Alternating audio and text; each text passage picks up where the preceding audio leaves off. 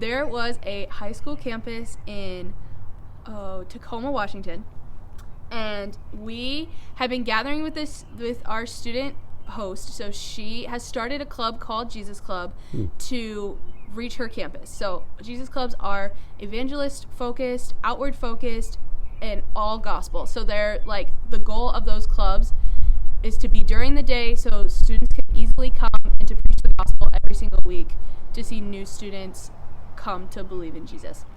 So Ellie is our student host. She's amazing. She's on fire in Tacoma, Washington. And she reached her whole high school with news that we were coming to her Jesus Club I think it was like a Wednesday afternoon during lunch, and that there were going to be donuts, and she like flyered everywhere, and she just got the word out.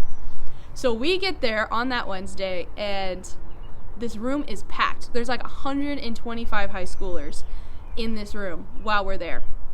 And at the same time, Ellie's friend, Micah, is at a different school with the other half of our team, also having done the exact same thing of reaching his high school. And there's 75 students in his classroom. He has 2 clubs that are back to back. So during the same time period, we do 1 club. The other half of our team does 2 clubs. Over the course of these 2 clubs, we see 250 students that come to club. And in Ellie's club, that's where I was. So in Ellie's club, we preach the 5-finger gospel. You know, Jesus Christ created us for a relationship with him. Sin entered the world. Sin separated us from God. But Jesus came in to restore us back with a promise that if we choose him and turn to him, we can have eternal life with him. And the promise of the Holy Spirit.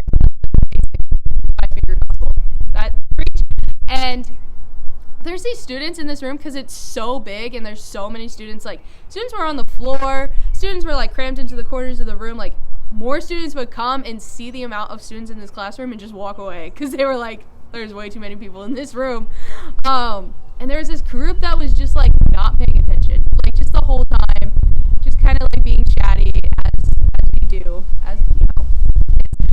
And we were just like shushing them, like, be respectful. Someone's speaking, someone's talking, and so they're kind of legit, but not really.